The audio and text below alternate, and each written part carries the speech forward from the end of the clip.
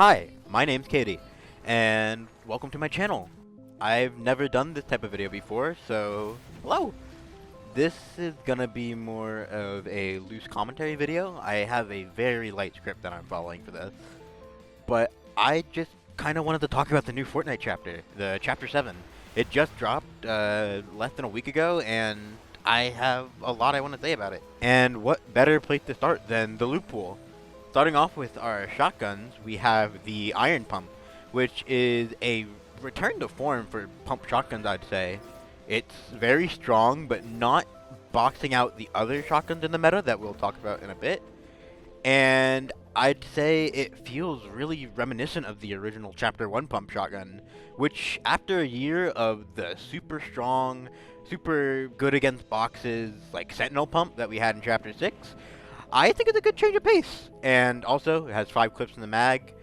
That's what you're looking for in a shotgun. And for our other shotgun in the loot pool, or should I say shotguns, plural, it's the dual hammer pumps. And these are honestly such a unique take on the auto shotgun that we usually get every chapter, like our tactical shotgun, our auto shotguns, our Maven shotguns, you know, that kind of role. And they feel super satisfying to use. The reload is just amazing, and it just feels so meaty to get that 130 headshot for an auto shotgun. So yeah, for after a few chapters of samey feeling auto shotguns, and hell, even the fucking shotgun from last chapter, I forgot the name of it. Yeah, I'm happy to have a shotgun like this again. It feels great, and overall, for the shotgun, I feel like I'm really satisfied with where they are. Maybe they could throw in a charge shotgun later, or something like that. I would love a more gimmicky shotgun, because nothing wrong with having a 3 trifecta shotgun meta. But for a launch, I think we got off pretty good in terms of shotguns. And after our shotguns, we have the assault rifles. And starting for Chapter 7, we have 2, with our first one being the Deadeye Assault Rifle. And this is our first-person scoped assault rifle for the chapter, and I think it is pretty good. Assault rifle can be pretty divisive when they have a scope on them. Look at the MK7 or the Red Dot or the Hollow Twister from previous chapters. But I think this one finds a balance from feeling strong, but not feeling like it boxes out the Enforcer AR, which is our other AR this chapter. So yeah, overall, I'm really happy with the Deadeye, though I could totally see it getting adjusted later down the season, depending on the community reaction. Next is the Enforcer AR, and this is a returning gun from Chapter 5 without the bullet drop, and it is interesting, to say the least. It's weird not having a automatic heavy assault rifle like we usually get for certain seasons. But the Enforcer does have a really strong niche as that heavy-hitting, semi-auto assault rifle that just melts. If you hit that headshot, it like absolutely melts someone. And if you're not fancying the Deadeye, I think you will love the Enforcer, because they feel like they are made for the completely opposite kinds of players, and that is great when making a loot pool to satisfy everyone. But as I said earlier, I would love a more standard heavy assault rifle to be added later down the line. Maybe like the original AK or something along those lines. I don't know. I'm overall still really happy with the assault rifles. I feel like both of them serve their purpose, and neither of them are getting boxed out by the other, which, when balancing a first-person assault rifle especially, is a really hard task, and I think they nailed it. They got it pretty fucking good at the start, and I'd love to see how they change it throughout the season, and hell, even out the chapter. We also have our 2 SMGs. The first one is actually another Unvolt, which are the dual micro SMGs. And these ones are pretty cool. I like these SMGs a lot, especially after Chapter 5, where they lost that weird bullet drop off. They are really strong in close range, but if you run out of ammo, it takes a hot second to reload and you will get one pumped. So there's usually a weapon you want to switch to. After you shoot someone with a shotgun, you have to finish them off, and I think they serve that role really well. They feel like that perfect pressure weapon to get into a box or finish a fight, which I think the SMG archetype as a whole fits the best into that kind of niche, where it's not completely outboxing shotgun, but it's also not like hitting cross-map shots like an assault rifle. And we also have a new SMG, which is the Hollow Rush SMG. This one has a scope kind of similar to the Veiled Precision SMG from Chapter 6, and I like this one a lot. It feels like it fits that same role that the Veiled Precision filled, where you can kind of get some cheeky shots off if you're at a medium range, but usually you're going to want to keep it for those close fight encounters. It feels much more like a assault rifle than the micro SMGs, so if you're just looking to play close range, but you also want something more reliable as a switch weapon than the dual micros, then the Hollow Rush is honestly a really good option. I feel like both of these SMGs really serve to benefit the other because they both have their own role that they play in terms of that close quarters, box fighting kind of meta, and I'm just really satisfied with how they turned out. Finally, to wrap up our weapons, let's talk about the misc and miscellaneous random things that we have. Starting with our pistol for the chapter, we actually have an unvolt, which is the tactical pistol from Chapter 4. Now, this one is a fan favorite from what I can tell, especially back in Chapter 4 where you could get the augment to get a mythic version of it. So seeing it return in Chapter 7 is a very pleasant surprise. And we're just at that point in Fortnite's life where I don't think every chapter needs to completely reinvent the loot pool. So having a solid unvolt like the tactical pistol is a very welcome addition. And it's just as good as people remember it. It's strong, but doesn't really box out any assault rifles that might compete with it in its range. And if you get it off spawn, I don't think you're really going to be complaining like if you got some other pistols from certain chapters. After the pistol, we have our sniper rifle for the season, which is the Vengeful Sniper Rifle. Now, this one feels very reminiscent of the Reaper Sniper Rifle, which scared me at first, because I hated the Reaper Sniper Rifle. That thing was broken as hell, especially if you got the drum mag on it, and if you played during Underground and Myths and Mortals, you know how much of a monster that thing was. But even though the Reaper has 3 in the mag, which is not something I usually like in snipers, I usually like them with only 1, I think the Vengeful Sniper is pretty decent. I don't feel like it's oppressive as most snipers are. It can't 200 to the head, which I know a lot of people are very divisive about right now. But I think in Battle Royale, the most miserable feeling on Earth is dying to someone that was like 300 meters away in a single shot because you didn't notice the sniper glare was like behind you or something. So I'm not too upset with the Vengeful not being able to one-shot, though I would understand if you might be, because it can feel pretty unsatisfying to hit that headshot from that range and not get the instant gratification of a single like 200 kill. After that, we have one of our unique guns for this season, which is the Arc Lightning gun. And this thing is awesome. Like, when the chapter launched, I saw some people comparing it to a minigun, but I feel like it has its own weird niche where you're using that lightning and it arcs and it like zaps on the build and zaps on the players and it chains, and it's such a unique playstyle that once you start using it how it wants to be used, you will absolutely see the strength in this thing, and I think people are sleeping on this. I see them drop it, I see them say it's trash, but I think it is one of the best guns in this season, and people will soon realize that, and I will be a messiah, because I called it first right here. And finally, we have the Forsaken Vow Blade, which is for the Kill Bill collaboration, and quite honestly, it's just the Typhoon Blade from Oni Hunters, but without the double jump, which kind of sucks because I did really like that double jump mechanic.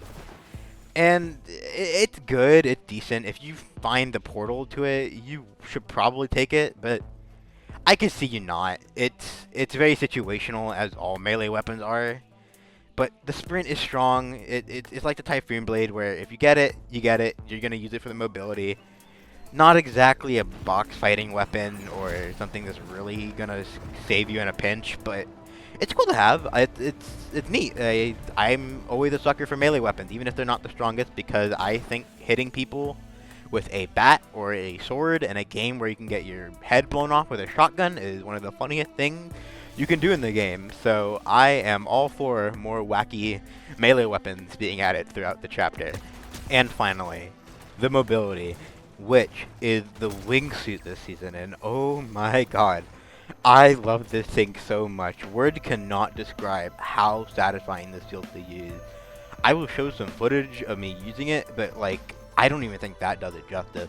The wingsuit isn't the strongest mobility we've gotten. Hell, I would even say it's pretty weak, but it just feels so good to use. It's just, the way they got the physics down just makes it feel like you're actually piloting a wingsuit. And that is so impressive for a Fortnite item. It just looks cool, it feels cool, and it's good but not broken. It's just the perfect mobility item for a season like this. And they absolutely blew it out of the park. I love this thing so much. If it doesn't stay this season, then please bring it back some other time. If it doesn't stay after this season, I need this gun. I need this in my life. I need the wingsuit, man. I love this thing so much. But enough gushing about that. I think that was a good overview of the loot pool. Overall, I love it. I love this loot pool. It feels so good. It feels like every gun plays a role where there's not like a overarching, this is the best loadout for every encounter kind of situation that some chapters can usually fall into. It feels like all these weapons kind of play into how you want to play the match, and that is incredible. It feels so good, and I am just blown away with this loot pool. I hope they keep this up for the rest of the chapter because it is a blast. And of course, you can't talk about the new chapter without talking about the map, and wow, this map has absolutely blown me away. When I heard originally that this was going to be a American or West Coast inspired map, I was a bit skeptical in all honesty. We just came off of Chapter 6, which had a gorgeous Japan themed map, and that was just, it blew me away. I was like a 10 out of 10, like, gorgeous looking map. But it did have some faults in the gameplay department, particularly the issue of it being way too big. Like, that map was gorgeous, but if you did not have mobility, you would not find a single soul until the final zone. And I think this map addressed that really well. It looks gorgeous. It feels like you're in California or Las Vegas or like just, it's gorgeous. It's beautiful. And the best part about it is that there's only 13 POIs compared to 19 in Chapter 6. Which means that the map is just smaller. It's about Chapter 4 size. And it just plays so much better because of that. You don't really need a big map like Chapter 6 for a mode like Battle Royale. And I feel like the size they got and the style they went for and just the execution, the theming, there's so many like references and little Easter eggs and hidden secrets and shit like the in-loop lab with the zero shard. It's just so interesting and it's so good. And they absolutely blew it out of the park this time around. Like, bravo to the map team. You guys did phenomenal. I hope the map keeps its quality as we go throughout the year, because honestly, for how good I thought Chapter 6 Season 1's map was, it did suffer from seasons adding POI that were not as good as the Season 1 POI that we got, especially during Galactic Battle, where those Star Wars POIs stayed until basically the end of the chapter, which was just unexcusable. That was unexcusable. So I hope they learned from that. I hope they heard feedback from that, and I hope that they keep this map looking good. I hope they keep this map feeling fun, and most of all, I hope they keep it small. I hope they don't add a mega-sized biome like they did in Chapter 4, which basically kind of threw off the whole map, which is something I can talk about more in like another video. But yeah, I'm blown away with the map. Again, I can sing this map's praises for as long as you'd want me to, but it's gorgeous. It's gorgeous. And for like a favorite POI of mine, it had to be Wonky Land. Like, Wonky Land has so much stuff in it, so many Easter eggs, so many like mini games, so much life to it. You can ride the lazy river, and like, that's so cool. You would never do that in a regular battle royale, but they did it anyways, and I love that. And so good, so good. But I'm gonna stop before I keep rambling about this map, because I could gush about it for hours. I seriously could. But yeah, that is my first impression of Chapter 7, and honestly, I didn't even go into all the other things I love. Like, I could go talk about the reboot van being drivable and how that's so cool, or how like the self-revive kits add so much more like depth and complexity to fights and team fights, and the gold system, which I've had my issues with for years. They finally addressed it, making it so that you restart your gold value every round, and it feels so much more rewarding to go throughout the match and collect bars, that I feel like that's something I'm actually engaging with. And I haven't really done that since like Chapter 2 Season 5, when gold was added. And man, it's so good. They did so much. Oh, and the HUD. How could I forget the HUD? It's great. I love the HUD. They stylized it so well. It feels so Fortnite-y, and it's just they did it. They really did a chapter where I feel like they got everything right, and that is something I don't say lightly, because for how much I love this game, they can make a lot of stupid decisions, and I just like this time there's not much I can criticize. I didn't want this to be a glazing video, but it ended up being a glazing video because I just absolutely love this chapter. I think this season was such a strong showing, and if they can keep up even a fraction of the momentum and just pure energy this season has, I will be playing this game every single day of the year. So yeah, that was my first thoughts on Chapter 7. I rambled a lot. I hope you liked it. This video was more me freestyling than reading off a script. It was also one of my first videos where I'm talking to you directly. So hi, I hope my voice wasn't too grating.